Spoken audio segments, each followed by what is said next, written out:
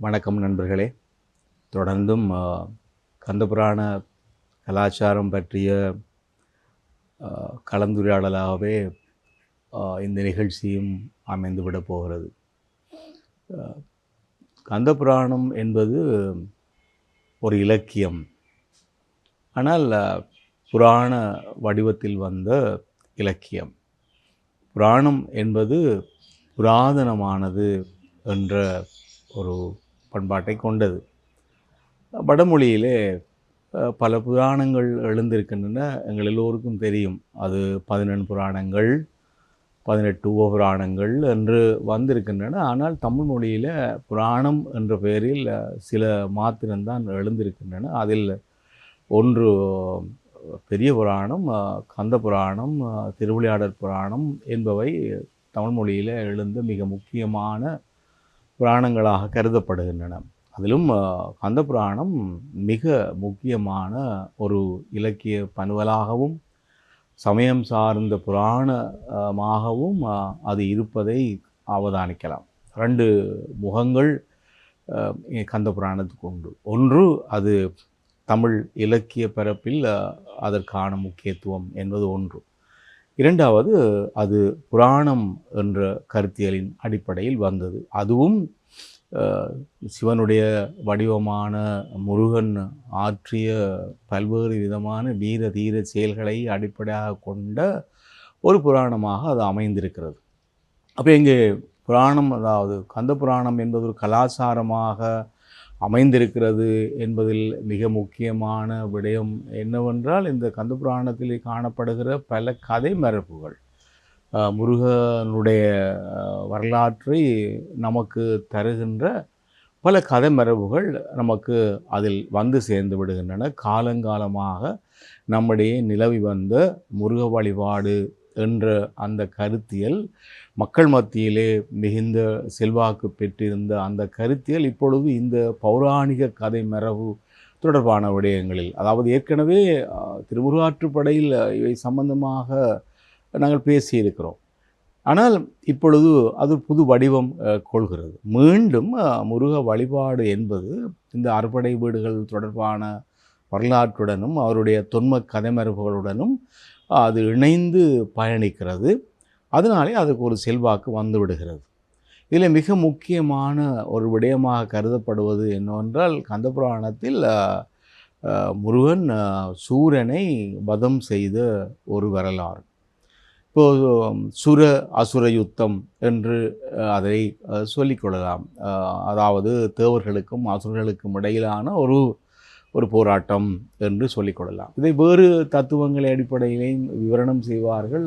நன்மைக்கும் தீமைக்கும் எதிரான ஒரு போராட்டம், கெட்டவைக்கும் நல்லவைக்கும் இடையிலான ஒரு போராட்டம் என்ற ஒரு கருத்தியலின் அடிப்படையில், அதாவது தீமை அழியும் நன்மை நிலைக்கும் என்ற ஒரு கருத்தியலையும் அது தன்னுள் கொண்டிருக்கிறது. இது ஒரு பொதுவான கட்டமைப்பாக அது இருந்திருக்கிறது. நல்லவன் வாழ்வான், கெட்டவன் வீழ்வான் என்ற கதைமரபு இந்திய உபகண்ட சூழலிலே பல்வேறு கதைகளின் ஊடாக கட்டமைக்கப்பட்டிருக்கிறது.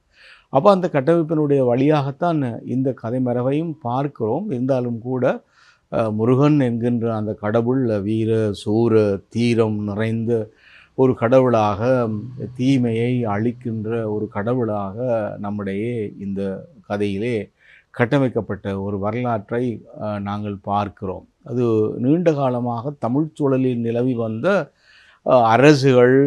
அரசுகளுக்கு எதிரான சூர் என்று சொல்லப்படுகின்ற அச்சத்தை தருகின்ற கடவுளர்கள் என்ற இந்த எதிர்நிலை தன்மையின் தொடர் வளர்ச்சியாகவும் அதனை பார்த்து கொள்ளலாம். உதாரணமாக, இந்த குறிஞ்சி நில இலவியல் பற்றி பேசுகின்ற சங்க புலவர்கள் சில இடங்களில் சூர்மலை நாடு என்று குறிப்பிடுவார்கள். இந்த சூர் என்ற அந்த சொல்லு அச்சத்தை தருகிற தெய்வம் என்ற கருத்து நிலையில் நீண்ட காலமாக தமிழ் சூழலில் நிலை வந்திருக்கிறது. ஆனால் இப்பொழுது சூரன் என்பவன் இங்கே நம்முடைய முருகனுடைய எதிர்வினை ஆற்றுகின்ற ஒரு எதிர்வினையாளனாக கட்டமைக்கப்படுகிறான். ஆகவே இந்த நீண்ட காலமாக நிலை வந்த இந்த எதிர் மனோபாவம் இப்பொழுது முருகனூடாக வருகிறது. முருகன் ஒரு கதாநாயக தன்மை கொண்டவனாகவும் சூரன் எதிர்நிலை பாத்திரமாகவும் கட்டமைக்கப்படுகிற ஒரு வரலாற்றில் இப்பொழுது யுத்தம் நடைபெறுகிறது. அது மகாபாரத கதை மரபின் அடிப்படையாக கூட கொள்ளலாம், அல்லது போனால் ராமாயண கதை மரபின் அடிப்படையாக கொள்ளலாம். இப்படி பல கதை மரபுகளின் ஊடாக இந்த எதிர் யுத்தம் நிகழ்கிற சூழலில் தீயவன் அழிந்து போகிற ஒரு மரபு, அது பெரு மரபாக பெரு வெற்றியாக கொள்ளப்படுகிறது. அதுதான் மிக முக்கியமானது. இப்போது சிவனுடைய வீரதீர செயல்களில் அட்டவீர செயல்கள் மிக முக்கியமானதாக பேசப்படுகிறது. அதிலும் திரிபுரமெரித்த வரலாறு தான் மிக மிக முக்கியமான ஒரு வரலாறாக பேசப்படுகிறது. அது ஒரு தளத்தில் பல்வேறு விடயங்களில் அடங்கி இருக்க, இது ஒரே ஒரு எதிரியை அழித்து சூர் முதல் தடிந்து தேவர்களை காப்பாற்றின கடவுளாக கட்டமைக்கப்படுகிற நேரத்தில் அது ஒட்டுமொத்த ஜனங்களினுடைய பேராதரவை பெற்ற ஒரு பெரிய கதாநாயகத்தன்மை முருகனுக்கு வந்து விடுகிறது. இதனுடைய தொடர் வளர்ச்சியை தான் நாங்கள் இப்பொழுது கூட நம்முடைய சினிமாவில் பார்க்கிறோம். சினிமாவில் பொதுவாக இந்த ஃபேண்டசி என்று சொல்லப்படுகிற இந்த சினிமா கதைகளிலே சில சினிமாக்களை தவிர பெரும் நட்சத்திரங்கள் நடிக்கிற அந்த சினிமாக்களில் கூட எதிர் பாத்திரங்களாகத்தானே கதாநாயகனும் வில்லனும் படைக்கப்பட்டு, வில்லன் அதாவது தீமையின் வடிவமாகவும் கதாநாயகன் நன்மையின் வடிவமாகவும் உருவமைக்கப்பட்டு கதாநாயகன் வில்லனை அழிக்கிற ஒரு சூழல் வந்து சேர்ந்து விடுகிறது. நாங்கள் மிகுந்த மகிழ்ச்சியுடன் நாங்கள் திரையரங்களை விட்டு வருகிறோம். இந்த பண்பாடு தொடர்ந்து எங்களுக்கு நிலை வருகிறது. இப்பொழுது அதாவது வெகுஜனமயப்படுத்தப்பட்ட ஒரு தலைவனாக முருகன் விளங்குகின்ற ஒரு சூழலை நாங்கள் பார்க்கிறோம். தமிழ் சூழலுள் அது மிகவும் சிறப்பாக பொருந்தி கொள்கிறது. இந்த தமிழ் சூழலில் முருக வழிபாடு என்பது மிக சிறப்பாக பொருந்தி கொள்வதற்கு இன்னும் ஒரு முக்கியமான விடயம் என்னவென்றால், அதனுடைய மிகவும் கிராமிய அல்லது போனால் குறவர்கள் தொடர்பான ஒரு கருத்தியலையும் அது கொண்டிருக்கிறது என்பதுதான். அதாவது முருகன் வள்ளியை திருமணம் முடித்து கொண்ட ஒரு வரலாறும் அதனுள் அடங்கி இருக்கிறது. இரு பெண்களை திருமணம் முடித்து கொண்ட வரலாறுகள் இருக்கிறது. ஒன்று தேவயானை திருமணப்படலம், திருப்பரங்குன்றத்தில் தேவயானை திருமணப்படலம், மற்றது வள்ளியை திருமணம் முடித்து கொண்ட வள்ளி திருமணப்படலம் என்பது. தேவயானை திருமணப்படலம் என்பதை விட வள்ளி திருமணப்படலம் என்பது தான் மிக முக்கியமான ஒரு அம்சமாக தமிழ் மக்களால் கொண்டாடப்பட்டது. ஏனென்றால் அதாவது மிகவும் எளிமையான குறவர் குடிகள், அந்த குறவர் குடிகளில் வாழ்ந்த வள்ளி என்கின்ற ஒரு பெண், அந்த பெண்ணை முருகன் திருமணம் முடித்து கொள்ளுகிறான் என்கின்ற ஒரு எளிமைத்தன்மை அதனூடாக வருகிறது. அதுவும் மிக குறிப்பாக வள்ளி இலங்கையிலே கதிர்காமத்திலே இருந்தவள் என்கின்ற ஒரு கருத்தினில் கூட வலுப்பெற்றதாக காணப்படுகிறோம். இது அதனுடைய தாரதமியம் உண்மைகள் என்பவை ஒரு புறம் இருக்க, இந்த மடை மாற்றம், அதாவது மிக எளிமையான ஒரு குலத்தை சேர்ந்த ஒரு பெண்ணை முருகன் திருமணம் முடித்து கொள்ளுகிறான் என்றது, இது நாங்கள் ஏற்கனவே கட்டமைக்கப்பட்ட விடயம்தான். எப்படி கட்டமைக்கப்பட்டது என்றால், முருகு வேலன் என்ற அந்த சங்க செய்கொழிலே பேசப்படுபவன் வள்ளி என்பது வள்ளி கிழங்கு தான், வள்ளிக்கொடியிலே விளைகிற கிழங்கு, அந்த கிழங்கு தான் அடையாளமாக இருக்கிறது. பூமியிலே இருந்து வருகிற பூமாதேவி, அந்த பூமியிலே இருந்து வருகின்ற வள்ளிக்கிழங்கு தான் வள்ளியாக இங்கே கட்டமைக்கப்பட்ட ஒரு வரலாற்றை பார்க்கிறோம். இப்பொழுது அதுக்கான ஒரு கருத்தியல் வடிவம் அல்லது இலக்கிய வடிவம் கிடைக்கிறது. ஆகவே வள்ளியை திருமணம் முடித்து கொண்ட அந்த படலம் மிக முக்கியமானதாக கருதப்படுகிறது. அது வெகுஜனங்களுடைய ஏற்புடைமைக்கு அது ஒரு காரணமாகவும் அமைந்து விடுகிறது. தேவயானை திருமண படலம் என்பது தேவர்கள் சம்பந்தப்பட்டது. ஆனால் வள்ளி திருமணம் படலம் என்பது சாதாரணமான மக்கள், அதுவும் குன்றக்குறவர்களுடைய வாழ்க்கையுடன் தொடர்புடையதாக அது இருக்கிறது. ஆகவே அந்த மரபு வெகுஜனமயப்பாட்டை இந்த கந்த புராணத்துக்கு தந்திருக்கிறது. நாங்கள் அறிகிறோம், அதாவது எங்களுடைய இந்த கலை வடிவங்களில், கூத்து வடிவங்களில் வள்ளி திருமணம் தொடர்பான பல கூத்துக்கள் பண்டை காலங்களிலே தமிழகத்திலும் இலங்கையிலும் நிகழ்ந்திருப்பதை நாங்கள் அறிகிறோம். அது மிக செல்வாக்கு பெற்ற ஒரு கூத்து வடிவமாக அது இருந்திருக்கிறது என்பது நம்ம எல்லோருக்கும் தெரியும்.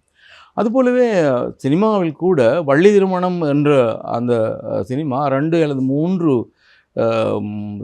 வள்ளி திருமண பட பட சினிமா படங்கள் வந்திருக்கின்றன. அதற்கு காரணம் என்னவென்றால் இந்த ஏற்புடைமை தான். அதாவது முருகன் நம்முடையவர், முருகன் நமக்கு சொந்தமானவர், நம்முடைய பண்பாட்டுடன் இணைந்து கொண்டவர், நமக்கானவர், அடிநிலை மக்களுக்கான ஒரு கடவுளாக அவர் இருக்கிறார்.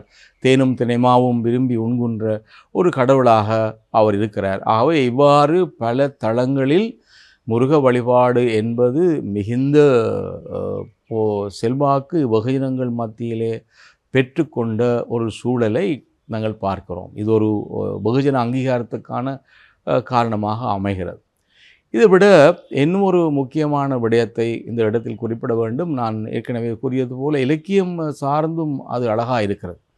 அதாவது கம்பராமாயணம் என்கின்ற அந்த பெரும் காப்பியத்தினுடைய ஒரு சாயல் கந்தபுராணத்திலும் படிந்திருக்கிறது. அது தவிர்க்க முடியாதது. ஒரு காலகட்டத்திலே மிகவும் செல்வாக்கு பெற்ற இலக்கியங்களினுடைய சாயல் அதனை தொடர்ந்து வருகிற காலகட்டங்களிலே எழுகிற இலக்கியங்களிலும் இருந்து விடுவது இயல்பானது. ஆகவே இந்த இயல்பு தன்மை கந்தபுராணத்திலும் வந்து சேர்ந்து விடுகிறது.